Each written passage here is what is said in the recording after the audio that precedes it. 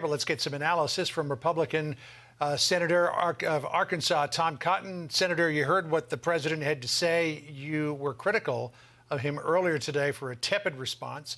He's clearly upped it a bit. 2 blocking sanctions on Russian banks, including their military bank. Is that enough?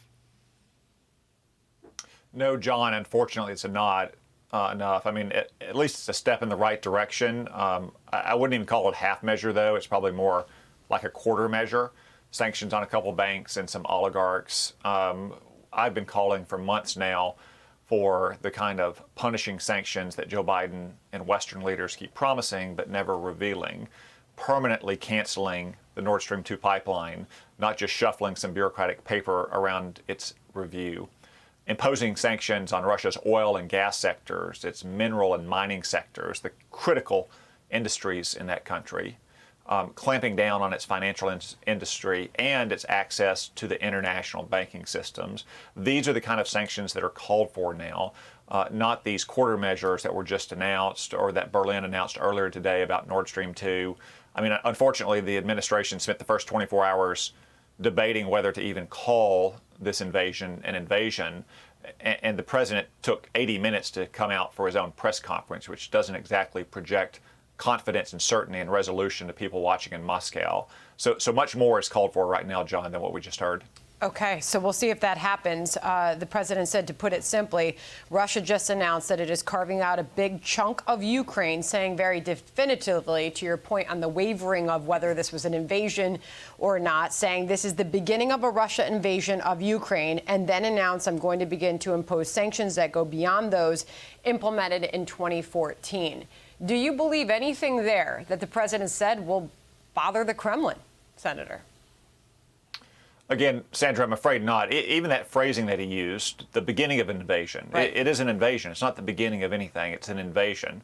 Vladimir Putin and Russia's leaders have made clear that they view not just the territory under the control of the proxy military forces they've been backing for 8 years is now separate from Ukraine, but territory that Ukraine controls. That's why they're putting heavy armored soldiers and vehicles and weapons into those 2 provinces in eastern Ukraine, because they're preparing to invade even deeper into Ukraine. That's why they have all those troops stationed in Belarus, just north of the capital city of Kyiv. That's why they have so many of their Navy ships in the Black Sea to seize the Black Sea coast. Ukraine has been invaded. President Biden and his Western counterparts promised for months swift and severe sanctions when that happened. And in the first 24 hours, that's not what we've seen. It's far from what we've seen. And I suspect Vladimir Putin is going to be emboldened to take further aggression against Ukraine. So, Senator, the president's threat was if you go in further incursions or further invasion of Ukraine, we're going to hit you with more sanctions. So maybe Vladimir Putin sees the light, let's just say, for talking purposes here. He sees the light and says, you know, I'm not going to invade the rest of Ukraine. How do you get him out of where he is now? They tried to get him out of Crimea. He wouldn't budge. His response was to annex the place. What's to stop him from doing the same thing there in Donetsk and Luhansk and say, OK, that's it. That's as far as I'm going, but I'm never leaving. Well, John, unfortunately, I just don't think he will see the light, that he can already see the kind of timid response that the West has mounted. The Prime Minister of Italy, Mario Draghi, just a couple of days ago said that we shouldn't have any sanctions on Russia's energy sector because Italy is almost as beholden to Russia as Germany is for its energy exports.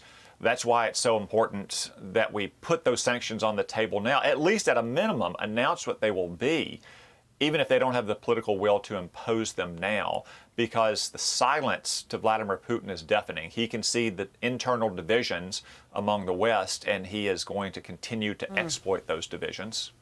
What also struck me, and something that we talked about in advance of the president's words, was what he will say to reassure Americans that this conflict and this invasion over there won't run up prices much more here. What he's doing about it, he said, we're closely monitoring energy suppliers around the world. And I'm thinking, we're one of them. And we have shown that we are able to supply the amount of energy we need in this country. We are not doing that today to the point where we are now importing oil from foreign nations, including Russia. So why not a stronger message there to the American people, what we're going to do to make sure that those prices don't keep going up? Why didn't he announce that we're going to start pumping more oil? Well, Sandra, unfortunately, prices at the pump probably are going to go up. But remember, they were going up for the first year of the Biden administration, long before this moment. That inflation is a direct result of the hostility that the Biden administration, really the progressive left in America, has towards oil and gas, which still powers our economy, as much as they might not like that. What we need to do is to continue to invest more in American oil and gas production, take off all the regulatory red tape in terms of producing oil and gas here that the Biden administration has reimposed over the last year. Otherwise, the left is taking us down the path of Germany, which built all those pipelines to Russia, which closed down all of its nuclear power plants, and now they are beholden to a hostile foreign power. That's the last place America should ever be, especially since we don't have to be there, since we're blessed with so much oil and gas in this country to use for our own safety and our own prosperity. Okay, Senator Tom Cotton with reaction to the president's remarks. Thank you, Senator. Hey, Sean Hannity here. Hey, click here to subscribe to Fox News YouTube page and catch our hottest interviews and most compelling analysis. You will not get it anywhere else.